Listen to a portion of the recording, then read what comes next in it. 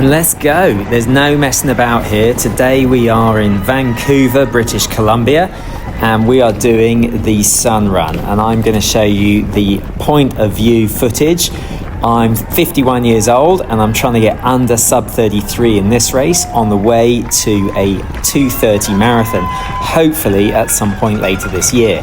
And this was a real test for me in terms of fitness and where I stood. So I ran a 5K a few weeks ago in 16:01, and I ran a 10K in 34:12, although that wasn't my best time and I wasn't pleased with that performance. The course today was really conducive to fast times. So it's actually quite a hilly course, and if you have a look at the video I released yesterday, that shows you the course profile. But the first kilometre was seriously downhill, so you can see that I'm running a fast pace here, but not to worry because this was a downhill first mile, and I knew that there were several bumps in the course, and I just wanted to make sure I didn't go out too hard in this first kilometre so that I could be controlled on the hills. As you can see, I'm running with two elite women here. The elite woman in front, who's leading the race at the minute in the white singlet there, that is Natasha Wodak, and I was running with her for a little bit in the Mesa half marathon, but she ran away from me on that day. That wasn't my best day, and I knew that I had more in the tank, and so I was really hoping that this run I could be a lot closer to her. I knew she'd be in like the 32-minute range, so I was really hoping to push with her and make sure that I got a decent time in the 33-minute range, ideally somewhere under 33 minutes. Now, I was running by feel today, by which I mean that I had my watch on distance only. So anytime I looked at my watch, all I could see was how far I had run and nothing else, because I was determined to run by feel. Now, of course, it would be remiss of me not to mention the fact that there was an attack yesterday in Vancouver last night, and of course a number of people were killed, and that was absolutely tragic and absolutely horrific, and there were some discussions as to whether or not the race would go ahead. It did go ahead, but we held a minute's silence at the start for those who were killed in those horrific attacks, which are really unbelievable.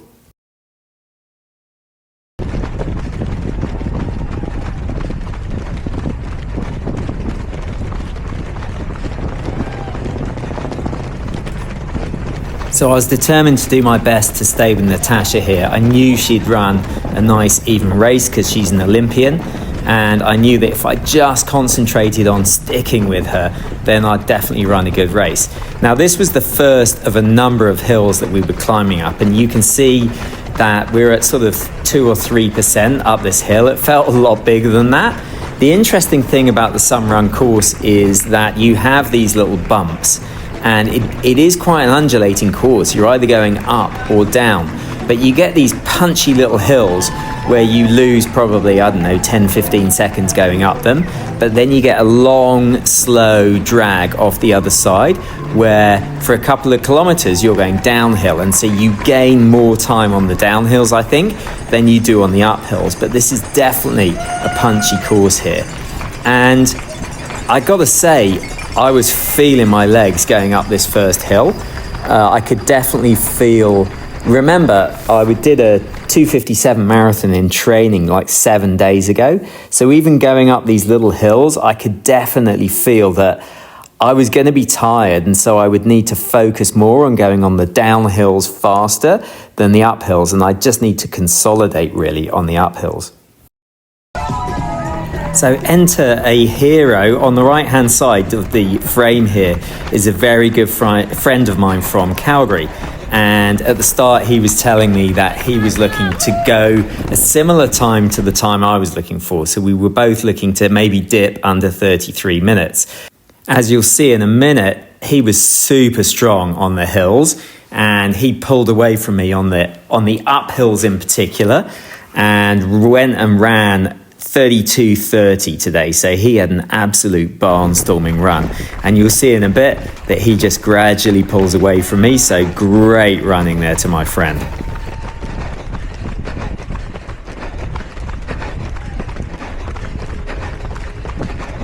So this was the longest uphill on the course, but definitely not the steepest. The steepest uphill was at about 8K.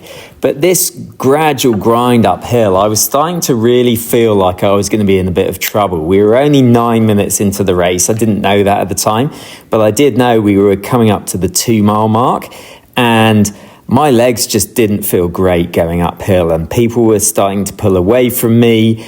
And I was really starting to feel like maybe this wasn't my day. And even when we turned the corner, I thought that would be the end of the hill, but we were still climbing up to the middle of the bridge. And it was only at the middle of the bridge that we got to the top of the hill. But of course, once we got to the top of the hill, it was a different story.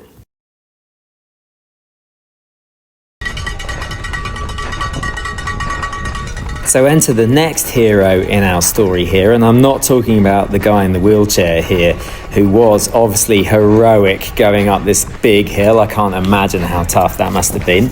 But the guy on the right in the white singlet had said to me at the start of the race that he had watched a few of my videos and that he was looking to run about the same time as me, which was 33 minutes or just thereunder.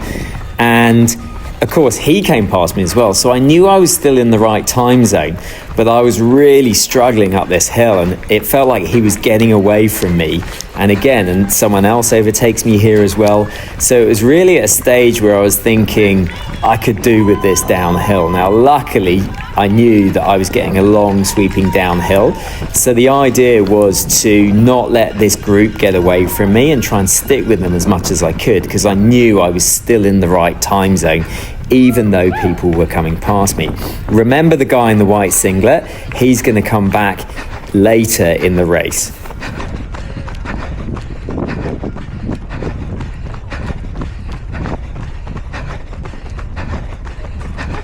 So at this point, we were 4K into the race, and we had a long downhill. I could see it was going to be a long downhill off the bridge, and I just wanted to consolidate. I knew we weren't even halfway yet, and I wanted to make sure that I stuck with this group as best I could. So the idea was just to keep the legs moving, keep the turnover good, and forget the fact that I had struggled at that last hill. I knew there were hills to come, but the plan had always been to really consolidate in this sort of 4 to 8 mile range. 4 to 8 kilometer range, and really see if I could get the legs moving and get the turnover going. So once I dragged myself over that first hill, I did start to feel a little bit better.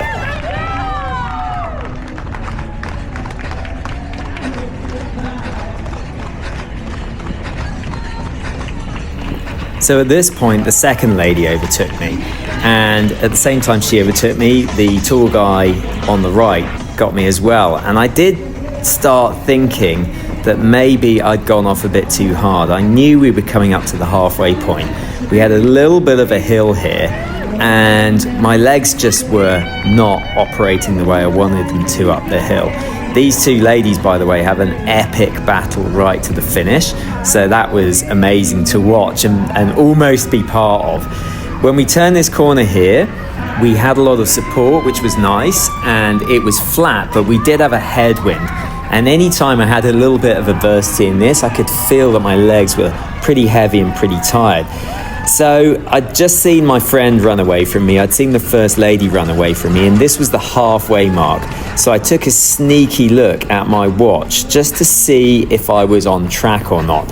And I'm glad I did. I know I said I was going to be running by feel, but I felt like I needed just to check where I was at the halfway mark.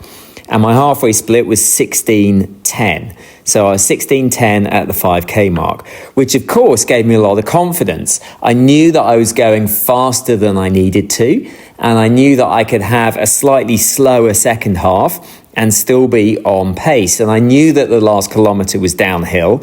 And of course, you can run a fast last kilometre even if you're not feeling the best. So all those things, I'm glad I checked that, because I could easily have sort of gone into a bit of a spiral of, things aren't going to plan and people are coming past me. But checking the time there made me realise that I was actually ahead of where I needed to be, and that really gave me a positive rally. So I'm glad I did that.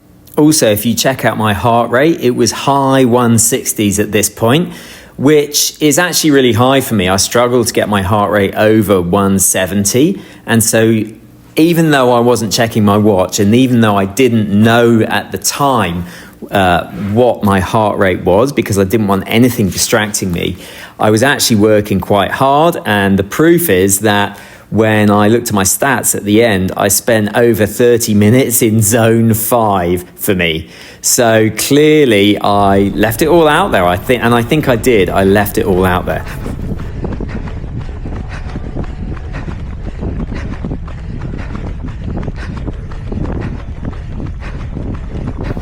So I knew I was about 6K at this point, which I was telling myself I had about 2 miles to go.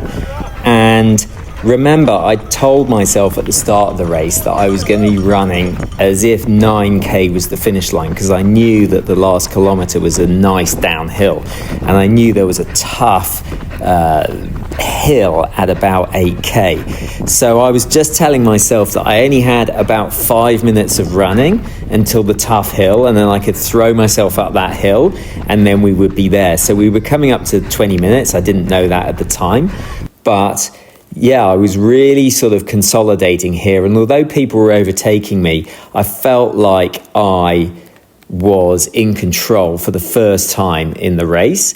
And as you'll see, people started coming back to me. And the first woman in particular, in fact, the 2 women who were racing at the front, started to come back to me at this point.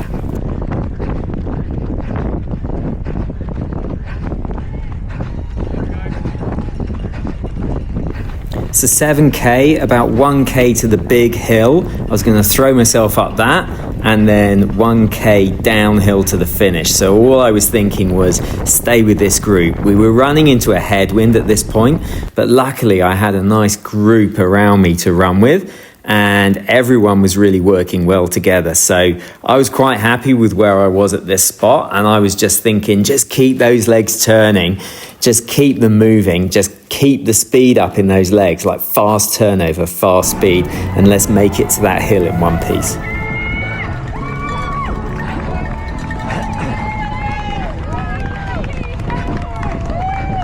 So there are some points in races where I wish I could just pause it and go back to that spot, and I think this is one of them. As you can see, I'm just on the back of this group, and they are going just that tiny bit too fast for me.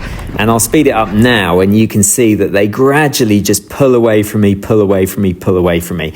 Now, if I'd just gone with this group and been able to hang with them just for like a couple of minutes longer, I think I would have got a much faster time. But it was just a bridge too far. I couldn't quite gap them, and I was focused on keeping my leg turnover, keeping calm, and making sure that everything was in control, and I just couldn't bridge this gap. So this was the 8K marker. We just passed it there on the left, and this guy on the right came absolutely flying past me. Like, I don't know if he started late or something, but he dropped me up this hill like I was standing still.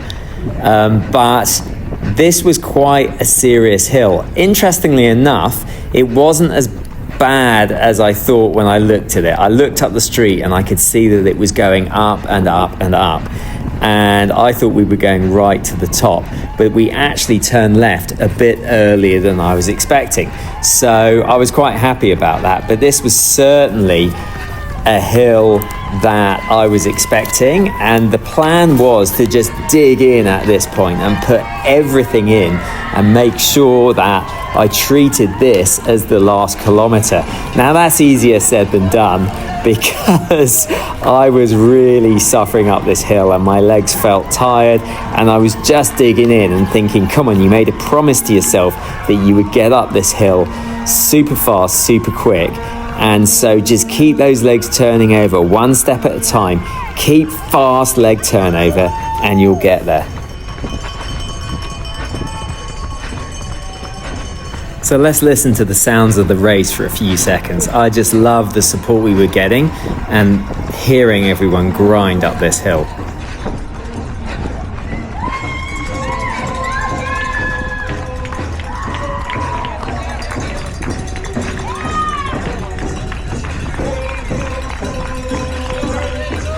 So we went round this corner and I was surprised because I thought there'd be another hill here. Now see the guy on the right? That was the guy who passed me earlier, remember? And he was clearly suffering at this point. So I wanted to make sure that he would tuck in as I went past him because I was catching him too fast. So I said to him, let's go, tuck in. You got this. And then my camera ran out of batteries. Done. I'm back in the hotel room and that was good. I ended up doing 33:02 according to my watch. So I'm happy with that. It's a PB. It apparently was an over 50 course record and it's an Alberta over 50 record for the 10K. So can't say fairer than that. However, once again, another 3 seconds would have been nice. Like, man, 32:59 was right there, and that sounds a minute faster. So, yeah, next time maybe it was right there to be taken. So happy with that. You can't be upset with the PB, but another 3 seconds would have been nice. I did feel tired in my legs for. 7 days ago, I did a 2:57 marathon in training. And so I did feel that in my legs. There were some uphill stretches and I really struggled on those. And in particular, I struggled. There was a quite decent hill at sort of about 3 to 4K. And I really struggled up that. And I thought I was going backwards and I assumed I was going to be having a disaster of a race. But I took a sneaky look at the time at halfway. And I was 16:10 through 5K. So I knew that I was actually running quite well. And I knew at that point not to give up and to keep pushing. And yeah, it is a fast course. It's very rolling, but it is definitely fast. And that last kilometer just seemed to go on and on and on. But yeah, I gave it everything. And once again, just missed out on what would have been epic. So 32 something would have been epic. But it wasn't to be today, and I cannot be upset with a PB, even though it's 4 seconds. So I remember a few weeks ago saying that I think the 10K PB is soft and it's there for taking. So we got it. We got the PB. And again, part of this series, the purpose of this series was to see if I could still run fast aged 50. And in the last 3 weeks, I've done a 5K PB and a 10K PB. So I think I've answered yes. I think the answer is, yeah, I can still run fast, even though I'm now old. But overall, supremely happy with today. You got to be happy with a PB. The shoes were great. The Pro 4s were great. I think I'll still run the marathon in the Puma DV8 Nitro Elite 3.